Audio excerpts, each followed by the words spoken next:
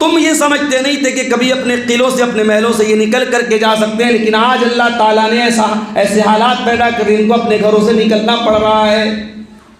اور جب وہ یہودی اپنے گھروں سے نکلنے لگے، اپنے دروازوں کو توڑ کر کے جانے لگے، اپنی کھڑکیوں کو توڑ کر کے جانے لگے، اپنے گھر کا سارا سامان لے کر کے جانے لگے، جس گھر کو انہوں نے بڑے مشکل سے بنایا تھا آج اس گھر کو توڑ کے جانے لگے۔ اللہ فرماتا ہے یخربون بیوتہم بایدیہم وایدی المؤمنین۔ میرے بندو ذرا دیکھو ہمارا عذاب کیسے آتا ہے۔ جب ہمارا عذاب آتا ہے تو جس گھر کو انسان بڑی محنت سے سجوتا ہے، سنوارتا ہے، بناتا ہے، اسی گھر کو اپنے ہاتھوں سے بگاڑ کے جا رہا ہے۔ یخربون بیوتہم بایدیہم، اپنے گھروں کو توڑ کر کے برباد کر کے یہودی جا رہے ہیں۔ نبی فرماتے ہیں تنکح المرأۃ لاربعین لمالها ولحسبها ولجمالها ولدینها۔ جب کسی لڑکی کا نکاح ہوتا ہے تو 4 چیزیں اس کے اندر دیکھی جاتی ہیں، مال دیکھا جاتا ہے، خاندان دیکھا جاتا ہے، خوبصورتی دیکھی جاتی ہے اور دینداری دیکھی جاتی ہے۔ آپ نے فرمایا فاظفر بذات الدین، تم دیندار عورت کو اپنے گھر میں لے کے آ جاؤ، کامیاب ہو جاؤ گے۔ اتقوا اللہ حق تقاتہ ولا تموتن الا وانتم مسلمون۔ یا ایہا الناس اتقوا ربکم الذی خلقکم من نفس واحدہ وخلق منها زوجها وبث منهما رجالا كثيرا ونساء واتقوا الله الذي تساءلون به والأرحام إن الله كان عليكم رقيبا۔ یا ایہا الذین آمنوا اتقوا اللہ وقولوا قولا سدیدا یصلح لکم اعمالکم ویغفر لکم ذنوبکم ومن یطع اللہ ورسولہ فقد فاز فوزا عظیما۔ اما بعد فإن خیر الحدیث کتاب اللہ وخیر الہدی ہدی محمد صلی اللہ علیہ وسلم وشر الامور محدثاتها وکل محدثۃ بدعہ وکل بدعۃ ضلالہ وکل ضلالۃ فی النار۔ اعوذ باللہ من الشیطان الرجیم، بسم اللہ الرحمن الرحیم۔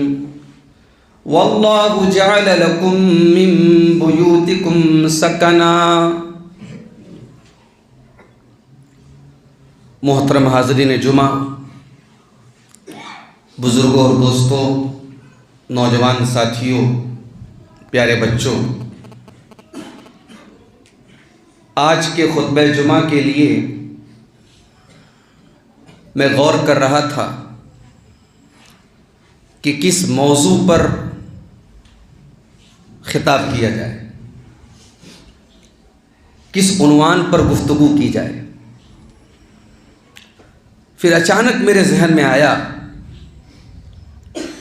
ایک ایسا موضوع جو آج ہر انسان سے اس موضوع کا تعلق ہے اور ہر انسان چاہتا ہے کہ اس موضوع پر اس کی رہنمائی کی جائے، اس کو بتایا جائے۔ موضوع کیا ہے؟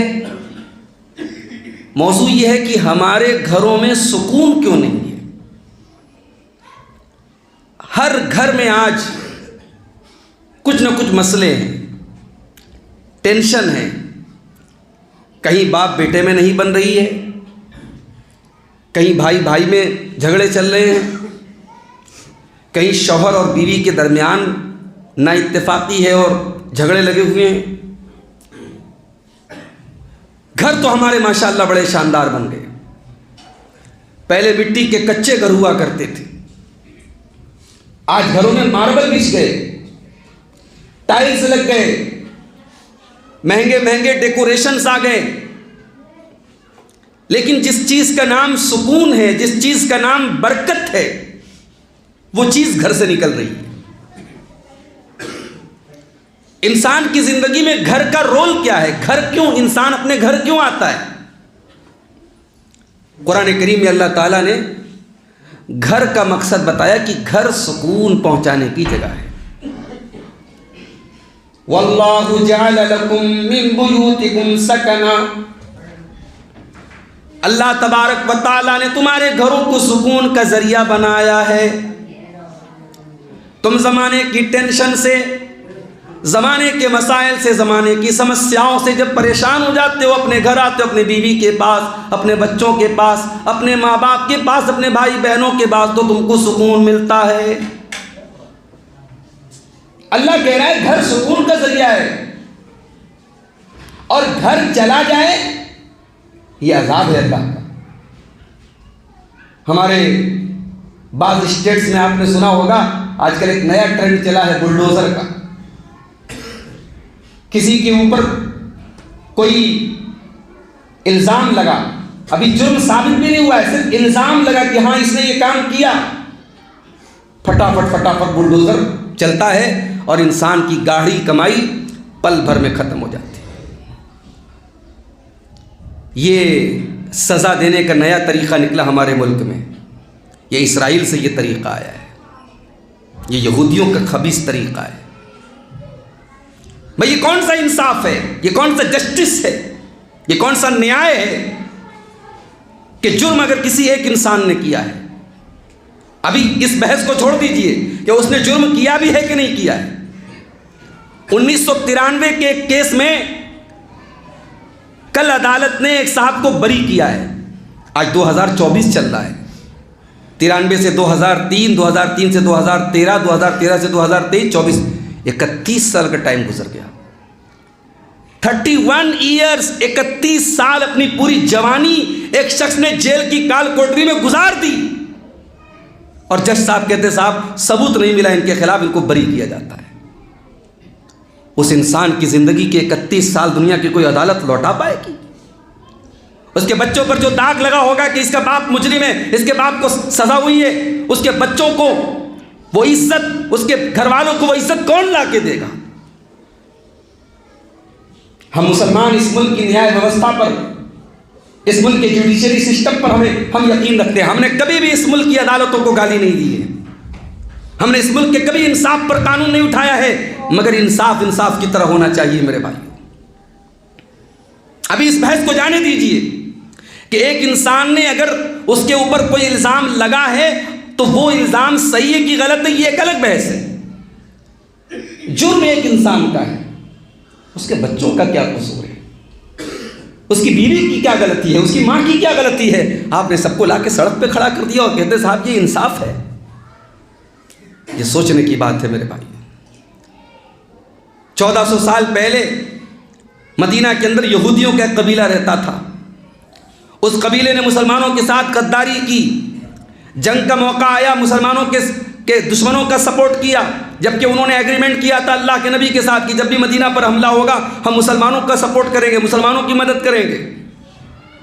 انہوں نے اس ایگریمنٹ کو توڑ دیا، غداری کی، اور غداری کی سزائے موت ہے۔ اللہ کے نبی نے حکم دیا کہ ان کو ان کے گھروں سے نکال دیا جائے۔ یہودیوں کو ان کے گھر سے نکال دیا گیا کہ چلو یہاں سے تم نے ہمارے ساتھ غداری کی، ہماری جان کے لالے پڑ گئے، تم نکلو یہاں سے۔ جب یہودی نکلنے لگے تو قرآن نے اس کو اللہ کا عذاب قرار دیا ہے۔ قرآن کا 28واں پارہ اٹھائیے۔ هو الذي أخرج الذين كفروا من أهل الكتاب من ديارهم لأول الحشر، اللہ کی ذات ہے جس نے ان اہل کتاب کے کافروں کو، ان یہودیوں کے، ان کے گھروں سے نکالا۔ اور اے مسلمانوں، تم یہ سمجھتے نہیں تھے کہ کبھی اپنے قلعوں سے، اپنے محلوں سے یہ نکل کر کے جا سکتے ہیں، لیکن آج اللہ تعالیٰ نے ایسے حالات پیدا کر ان کو اپنے گھروں سے نکلنا پڑ رہا ہے۔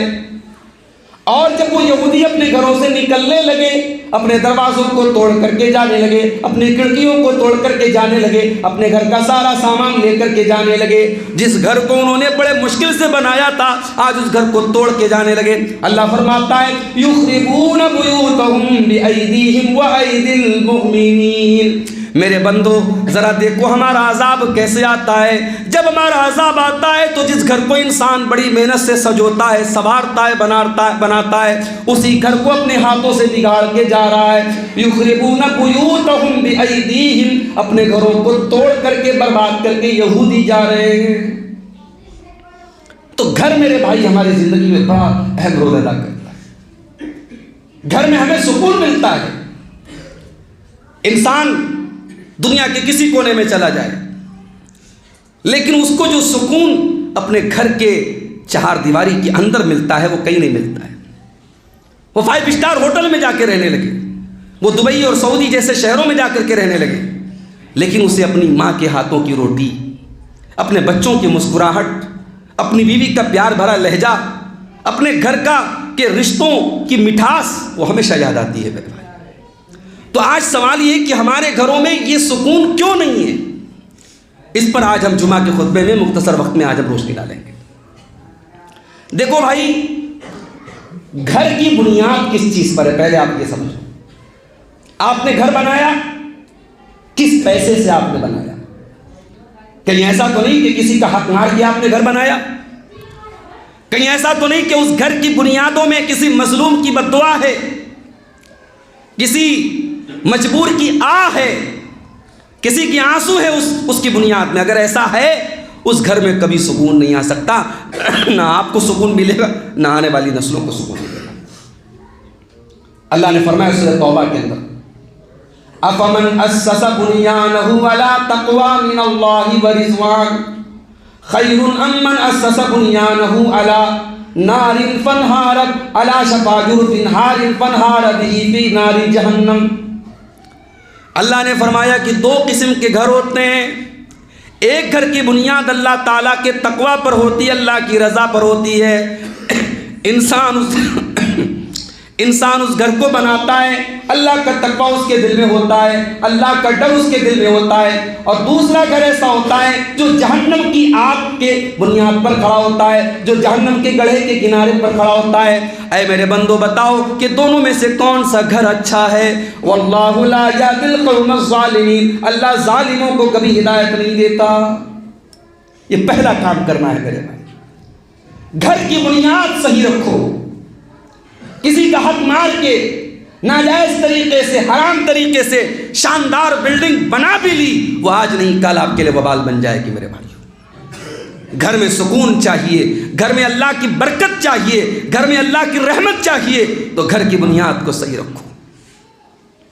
دوسری چیز, اگر گھر میں سکون چاہیے تو اپنے گھر کو شرک کے تمام طریقوں سے دور رکھو.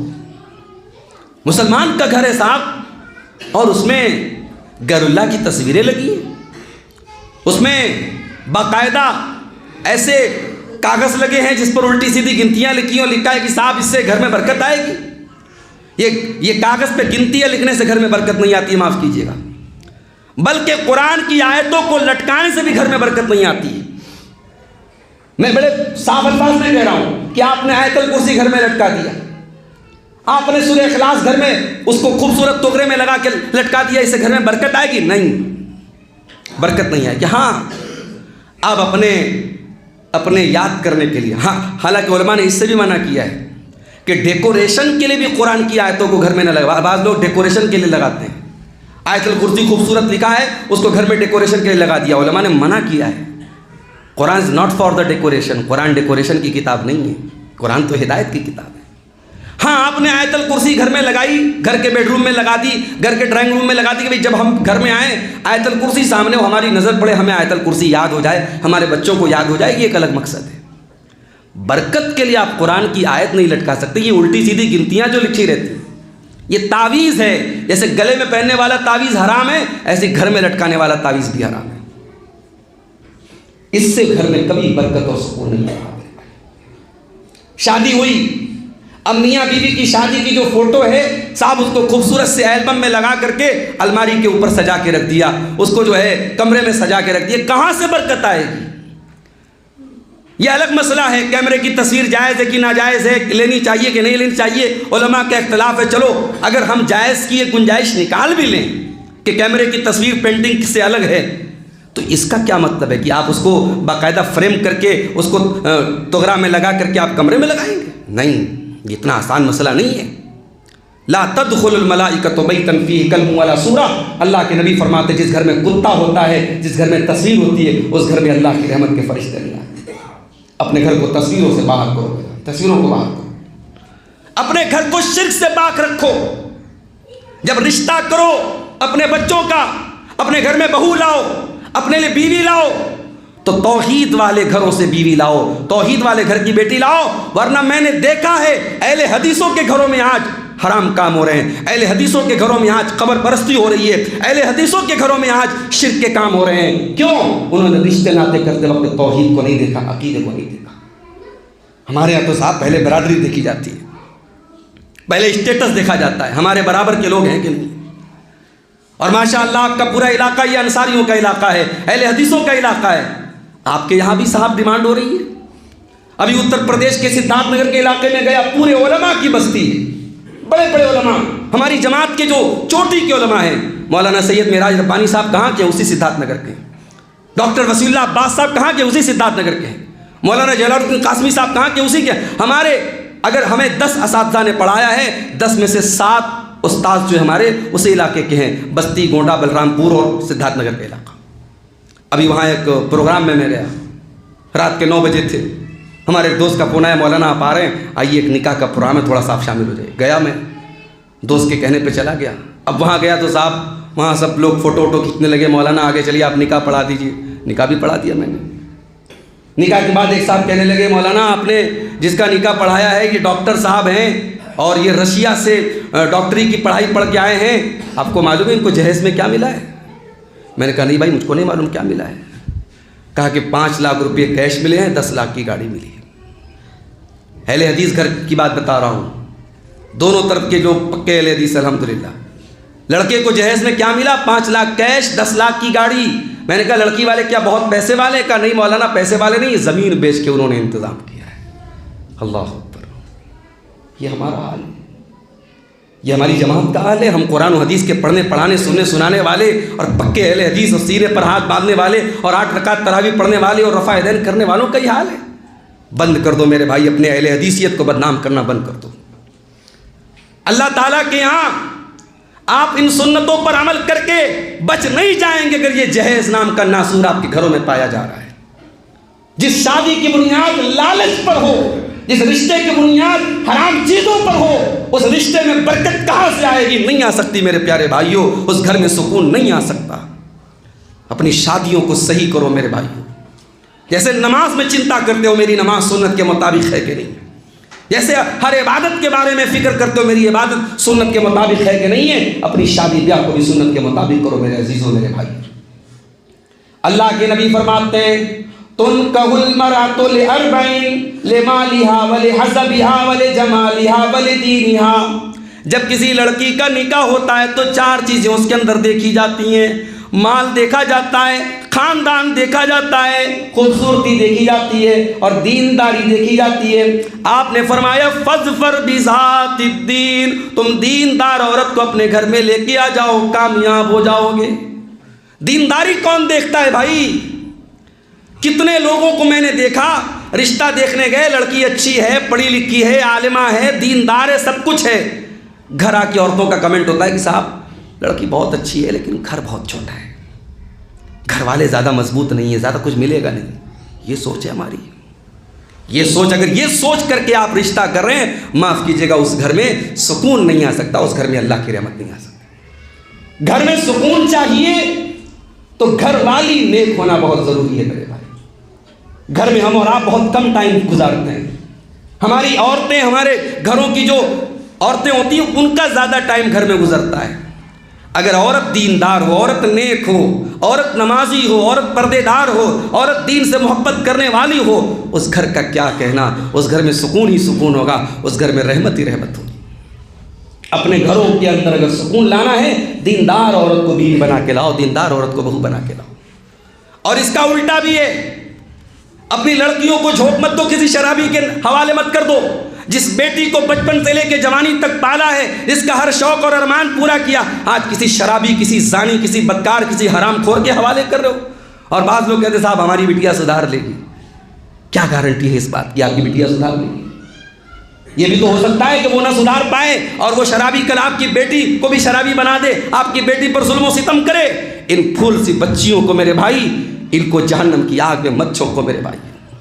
جن بچیوں سے تم محبت کرتے ہو, جن بیٹیوں سے پیار کرتے ہو, بچیاں ہاسٹل میں رہتی ہے, ماں باپ کو چنتا رہتی ہے میری بیٹی کیا کھا رہی ہے, میری بیٹی کیسے سو رہی ہے. ہر ہفتے باپ جاتا ہے بیٹی سے ملنے کے لیے, بیٹی کی حال چال لیتا ہے, بیٹی کو نئے کپڑے لا کے دیتا ہے. اس بیٹی کو کسی غلط آدمی کے حوالے مت کرو میرے بھائی. دیندار داماد کو اپنی بیٹی دو. اللہ کے نبی فرماتے ہیں اذا خطب الیکم ممن ترضون دینہ وخلقہ, جب تمہاری بیٹیوں کے لیے ایسا رشتہ ہے, لڑکا دیندار ہے, لڑکا اچھے اخلاق والا ہے, فزوجوہ, تو گھر بار دیکھ کر کے, اس کی کمائی کچھ کم ہے یہ دیکھ کر کے رشتے کو ٹھکرا مت دو, بلکہ نکاح کر دو. دینداری کو دیکھ کر کے نکاح کر دو. اگر تم نے ایسا نہیں کیا تکن فتنۃ فی الارض وفساد عریض, تو زمین میں بہت بڑا فتنہ پھیل جائے گا اور بہت بڑا فساد پھیل جائے گا. تو داماد بھی آپ کا دیندار ہو اور آپ کی بہو بھی دیندار ہو, تب جا کر کے گھر میں سکون آئے گا. گھر میں اگر سکون چاہیے, میاں بیوی ایک دوسرے کی ضرورتوں کو سمجھیں. بعض عورتوں کو دیکھا گیا صاحب بڑی نیک ہیں, آپ کے علاقے میں کہیں بھی جلسہ ہے, نیما میں ہے, لال مٹیا میں ہے, کدوا میں کہیں بھی جلسہ ہے, ماشاءاللہ لڑکے پڑکوں کو لے کر کے نقاب پہن کر کے نکل گئی جلسے میں. بہت شوقین ہے ماشاءاللہ, علماء کی تقریر بڑے غور سے سنتی ہیں, موبائل پر بھری ہے ان کی تقریریں, بہت اچھی بات ہے. صبح بیٹھ کر کے قرآن پڑھتی ہیں, بہت اچھی بات ہے. 5 ٹائم کی نماز کی پابند ہے, بہت اچھی بات ہے. صاحب شوہر کے ساتھ سلوک کیسا ہے؟ شوہر سے کبھی ڈھنگ سے محبت سے بات بھی نہیں کرتی. ساری دینداری تقریر سننے پر ہے, ساری دینداری نماز پڑھنے پر ہے, ساری دینداری قرآن پڑھنے پر ہے, شوہر سے کبھی محبت کے 2 بول نہیں بولتی. کان کھول کر کے سن لیں, ایسی عورتیں جنت میں نہیں جا سکتی ہیں.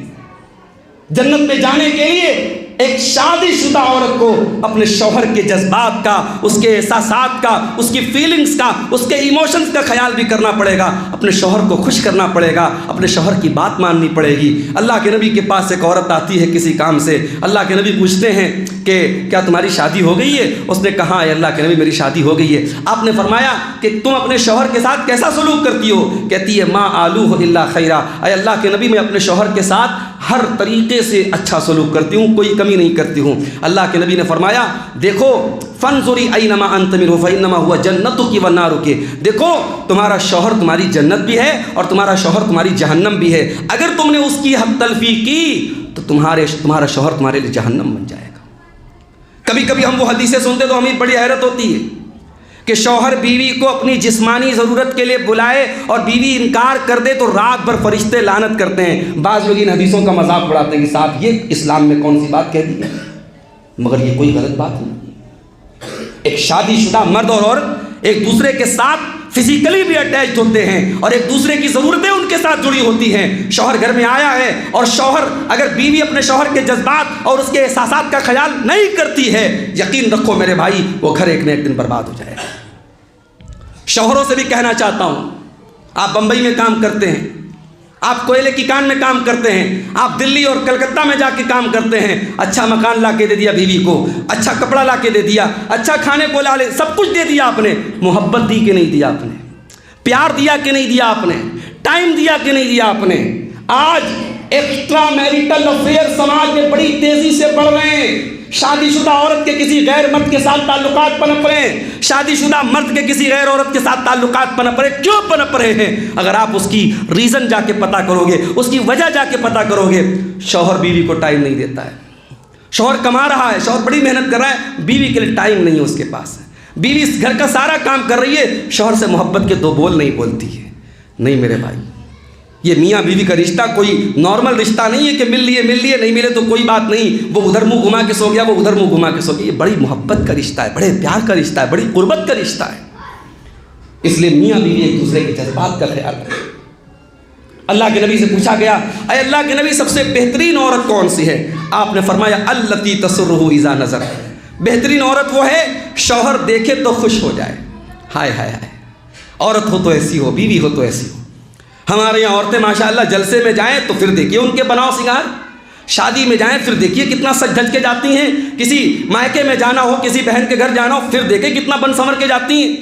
اور صاحب شوہر گھر میں آتا ہے تو نہ ڈھنگ کے کپڑے پہنتی ہیں، نہ چہرے کو قاعدے سے صاف تک کرتی ہیں، بدن سے وہی پسینے کی مہک، بدن سے وہی مسالے کی بدبو، بدن سے وہی جو ہے وہی پرانے کپڑے میلے کچیلے، اور صاحب اس کے بعد بیوی کہتی ہے میرا شوہر میری بات نہیں مانتا، میرے شوہر مجھے محبت سے دیکھتے۔ کیوں دیکھے گا بھائی تجھے؟ وہ کیوں دیکھے گا؟ وہ گھر سے نکلتا ہے، ہر طرف بے حیائی کا منظر ہے، ہر طرف جو ہے عورتیں بن سنور کر کے آدھے ادھورے کپڑے پہن کر کے روڈوں پر گھوم رہی ہیں، اور تو اپنے شوہر کے لیے جو ہے سجنا سورنا تک نہیں چاہتی ہے، اور تو یہ چاہتی ہے کہ تیرا شوہر جو ہے وہ ہمیشہ دن رات تجھے دیکھتا رہے اور گھورتا رہے۔ یہ کیسے پاسبل ہے میرے بھائی؟ اس لیے اللہ کے نبی نے بہترین عورت کی نشانی بتائی کہ شوہر دیکھے تو خوش ہو جائے۔ وہ تطیعہ اذا امر، اور شوہر جب کوئی حکم دے تو بیوی مانے۔ بیوی اگر منوانا جانتی ہے تو بیوی ماننا بھی سیکھے۔ شادی کا موقع آیا، مارکیٹ گئی شوہر کے ساتھ، کپڑا پسند آیا، کپڑا مہنگا ہے، کہتی ہے دلا دو نا۔ شوہر بیچارہ جان رہا ہے کہ میری سیلری میرا پیسہ الاؤ نہیں کر رہا ہے، میرا بجٹ الاؤ نہیں کر رہا ہے، بیوی کی محبت میں کہتا چلو دلا دیتے ہیں۔ شوہر اپنی ضرورتوں کو سمیٹ لیتا ہے، کچھ لوگوں سے قرضے لے لیتا ہے، بیوی کا ارمان پورا کرتا ہے۔ جو بیوی اپنے شوہر سے اپنے شوق منوانا جانتی ہے، کیا وقت پڑنے پر اپنے شوہر کی بات تک نہیں مانے گی؟ وَتُطِيعُهُ إِذَا أَمَرَ، بیوی کی ذمہ داری ہے شوہر کی بات مانے۔ وَلَا تُخَالِفُهُ فِي نَفْسِهَا وَمَالِهِ بِمَا يَكْرَهُ، اور شوہر کی غیر موجودگی میں اپنی آبرو کی حفاظت کرے۔ کسی منچلے کو یہ موقع نہ دے کہ اس سے کھل کر کے باتیں کرے، کسی بدتمیز کو یہ موقع نہ دے شوہر گھر میں نہیں ہے تو اس کے اوپر غلط نگاہیں ڈال لے۔ اتنا سختی سے جواب دے کہ جو نگاہیں غلط انداز میں پڑے وہ واپس چلی جائیں، جس کے دل میں امیدوں کا کوئی پودا ابھرنے کی کوشش کرے وہ وہیں پہ بیٹھ جائے، اور انسان کو احساس ہو جائے نہیں صاحب یہاں میری دال نہیں گل سکتی ہے، یہ لڑکی اپنے شوہر کے لیے بہت لائل ہے، یہ عورت اپنے شوہر کے لیے بہت جو ہے وفادار ہے۔ یہ ہونا چاہیے۔ اس کا الٹا دیکھ لیجیے آپ، اللہ کے نبی نے سے صحابی نے پوچھا اے اللہ کے نبی بیوی کا حق کیا ہے ہمارے اوپر؟ آج کوئی شوہر یہ نہیں پوچھے گا۔ میں کہیں بھی جاتا ہوں تو لوگ کہتے ہیں مولوی صاحب ذرا عورتوں پر تقریر کر دیجیے۔ مردوں کی طرف سے یہ آتا ہے عورتوں کے لیے تقریر کر دیجیے، عورتوں کی طرف سے یہ آتا ہے تھوڑا مردوں کو سمجھا دیجیے۔ کوئی خود سمجھنے کو تیار نہیں ہے۔ یہاں صحابی اللہ کے نبی سے کہہ رہے ہیں اللہ کے نبی ہمارے اوپر ہماری بیوی کا حق کیا ہے؟ صحابہ اپنا حق پوچھتے تھے، اپنی ذمہ داری پوچھتے تھے۔ ہمیں تو بس اپنی ملائی سے مطلب ہے کہ ہمیں کیا ملنا چاہیے، ہمیں کیا کرنا ہے، اس سے کوئی مطلب نہیں ہے۔ آپ نے فرمایا ان تطعمها اذا طعمت، شوہر کی ذمہ داری یہ ہے جب وہ کھانا کھائے تو بیوی کو کھلائے۔ وتکسوها اذا اکتسیت، اور بیوی جو پہنے اپنی بیوی کو پہنائے، جتنے معیار کا جتنے اسٹینڈرڈ کا کپڑا خود پہنتا اپنی بیوی کو بھی پہنائے۔ ولا تضرب الوجہ، اور کبھی بھی اپنی بیوی کے چہرے پر ہاتھ نہ اٹھائے۔ ولا تقبح، کبھی گالی گلوچ نہ کرے۔ ولا تہجر الا فی البیت، اور کبھی اگر بیوی سے جھگڑا ہو تو گھر کے باہر معاملہ نہ جائے۔ تو یہ جب تک میاں بیوی میں یہ سمجھداری نہیں ہوگی گھر میں سکون نہیں آئے۔ اور آگے بڑھیے، 5-10 منٹ کا موقع اور ہے، 2-4 اہم چیزیں بیان کر کے بات ختم کریں گے۔ گھر میں سکون چاہیے تو ایک حدیث پر عمل کرنا پڑے گا۔ حدیث کیا ہے؟ لیس منا من لم یرحم صغیرنا ولم یوقر کبیرنا، وہ انسان ہم میں سے نہیں ہے جو چھوٹوں پر پیار نہ کرے اور بڑوں کا احترام نہ کرے۔ جس گھر میں بڑوں کا احترام نہ ہو، بیٹا اپنے باپ کا احترام نہ کرے، چھوٹا بھائی بڑے بھائی کا احترام نہ کرے، چھوٹی بہن بڑی بہن کا احترام نہ کرے، جس گھر میں بڑوں کا احترام نہ ہو اس گھر میں سکون نہیں آ سکتا۔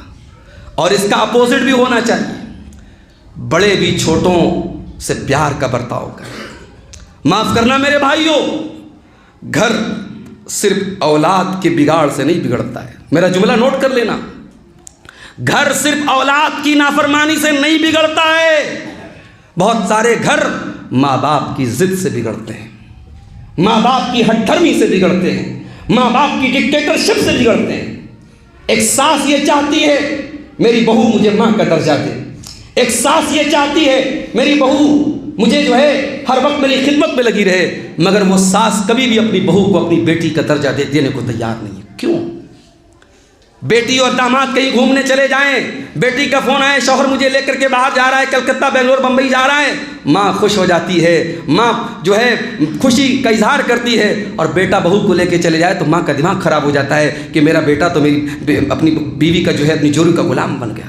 یہ ڈبل معیار نہیں چلے گا، یہ دوہرے اسٹینڈرڈ نہیں چلیں گے کہ بیٹی کے لیے الگ معیار ہے بہو کے لیے الگ معیار ہے۔ جو کام بیٹی اور داماد کے لیے بڑا صحیح ہے وہ بہو اور बहू के और बेटे के लिए गलत है, ये नहीं चलेगा मेरे भाइयों, मेरी माँ और बहनों। एक सास को समझदारी से काम लेना पड़ेगा। घर में बहुत सारे ऐसे मौके आते हैं जब बाप ये देख रहा है कि मेरी औलाद के फैसले मुझसे अलग हैं, मेरी औलाद की बातें मुझसे अलग हैं, तो वहाँ बाप को नरमी और मोहब्बत से हैंडल करना चाहिए। ये अड़ नहीं जाना चाहिए कि सब मेरा बनाया हुआ है, मैं बाप हूँ, मैं पावरफुल हूँ, मेरा बेटा मेरे सामने कैसे ज़बान चला सकता है। अगर ये सोच जहाँ बाप के अंदर पैदा हुई, लिख लो मेरी बात, वहीं से घर के अंदर बिगाड़ शुरू हो जाएगा। रिश्ते जो है नरमी से चलते हैं मेरे भाई, रिश्ते मोहब्बत से चलते हैं। अल्लाह के प्यारे नबी ने एक बड़ी प्यारी बात एक हदीस में फरमाई। आपने फरमाया, जब अल्लाह ताला किसी परिवार के साथ भलाई करना चाहता है, अदखल अलैहिमुर रिफ्का, उस घर में अल्लाह ताला नरमी को डाल देता है, उस घर में अल्लाह ताला नरमी डाल देता है। माँ के दिल में बच्चों के लिए नरमी हो जाती है, बाप के दिल में बच्चों के लिए नरमी पैदा हो जाती है, सास के दिल में बहू के लिए नरमी पैदा हो जाती है, ननद के दिल में भाभी के लिए नरमी पैदा हो जाती है, भाभी के दिल में ननद के लिए नरमी पैदा हो जाती है। नरमी और मोहब्बत से घर में रिश्ते चलते हैं मेरे भाइयों। इसलिए घर में अगर सुकून चाहिए तो हमें और आपको ये बात याद रखनी चाहिए, बड़ों का एहतराम और छोटों से प्यार, ये दोनों हाथ से ताली बजती है। अगर बड़े अपनी बड़ाई को ना समझें और छोटे अपनी औकात को ना समझें, घर नहीं चल सकता। औलाद हमेशा ये याद रखे, मुझे अपने वालिदैन से इख्तिलाफ करने का तो हक़ है, वालिदैन कोई गलत बात कहे हमें उस पर एतराज़ करने का तो हक़ है, मगर वालिदैन के साथ बदतमीज़ी का हक़ नहीं है। छोटा भाई हमेशा ये जान ले, बड़े भाई के साथ बदतमीज़ी का मुझे हक़ नहीं है। बड़ा भाई अगर गलत है, मैं गलत को गलत कहूँगा, मगर दायरे में रह के कहूँगा, सीमा में रह के कहूँगा। अगर छोटा भाई ये समझ ले, कभी भाई भाई में क्लैश नहीं होगा, कभी भाई भाई में झगड़ा नहीं होगा मेरे भाई। और आखिरी दो चीज़ें, घर में सुकून चाहिए तो घर में नमाज का माहौल बनाओ मेरे भाई। जिस घर में नमाज का माहौल नहीं होगा उस घर में सुकून नहीं आ सकता है। इसलिए कि नमाज बड़ी बरकत वाली चीज़ है, और जिस घर में नमाज का माहौल होता है उस घर के बहुत सारे कामों में अल्लाह ताला बरकत डालता है। जिस घर के लोग अपने कामों के शेड्यूल को नमाज के साथ जोड़ देते हैं, मार्केट जाना है ज़ोहर के बाद जाऊंगा, शाम को चाय पीनी है असर के बाद चाय पी लूँगा, बच्चों को स्कूल ड्रॉप करने जाना है फजर पढ़ के आऊँगा ड्रॉप करने चला जाऊँ। जिस घर के शेड्यूल नमाज के साथ जोड़ दिए जाते हैं उस घर में बड़ी बरकतें आती हैं मेरे प्यारे भाइयों। और एक जुमला मेरा नोट कर लो, नमाज हर चीज़ से इम्पॉर्टेंट है।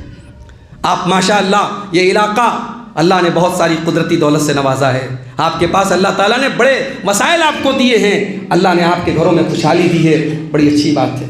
मगर अपने काम धंधा नौकरी कारोबार सबका नंबर आप याद रखिए नमाज के बाद आता है।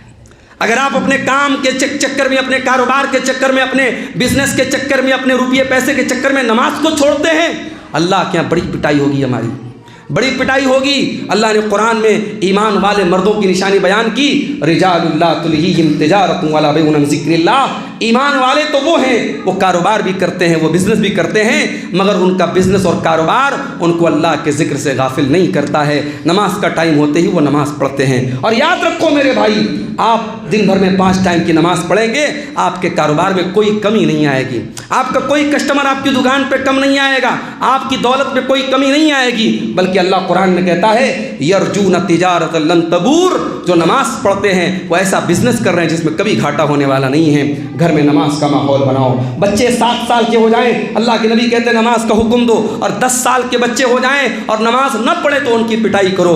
घर में माँ भी नमाज पढ़े, बच्चे भी नमाज पढ़ें। जब नमाज का घर में माहौल होगा घर में बरकत आएगी। मेरे अजीज़ों मेरे भाइयों, आखिरी चीज़ ये है, रमज़ान का महीना आगे आ रहा है। हम जानते हैं रमज़ान का महीना कुरान का महीना है, रमज़ान ही के महीने में कुरान दुनिया में उतरा है।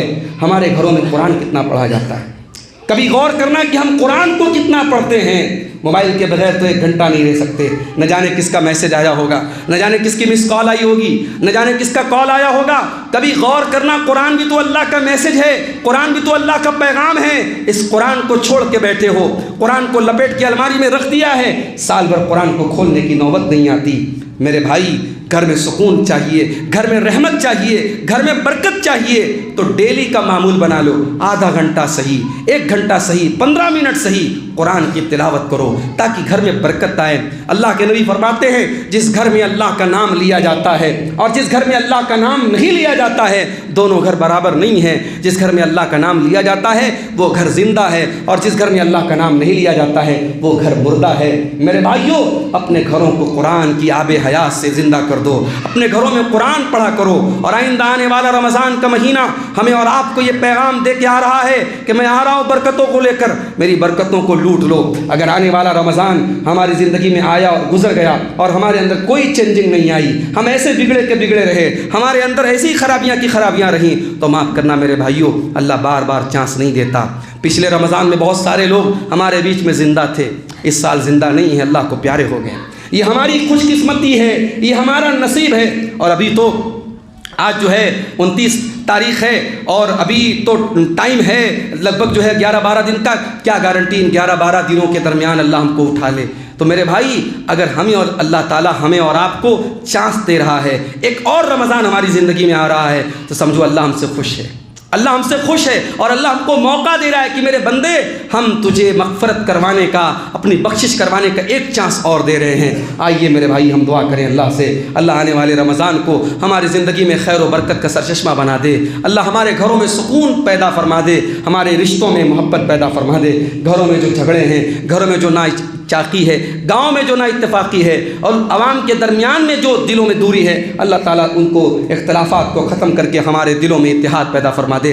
رب العالمین ایک دوسرے کے خلاف جو شکوے اور شکایتیں ہیں، جو دلوں میں بغض اور عداوت ہے، اس کو ختم کر کے مل جل کر کے سیسا پلائی ہوئی دیوار بن کر کے اللہ اپنے دین کا کام کرنے کی ہم سب کو توفیق عطا فرمائے۔ اللہ ہمیں اپنے علماء کی قدر کرنے کی توفیق دے، اللہ تعالیٰ ہمیں اپنے علماء کی ضرورتوں کا خیال کرنے کی توفیق دے۔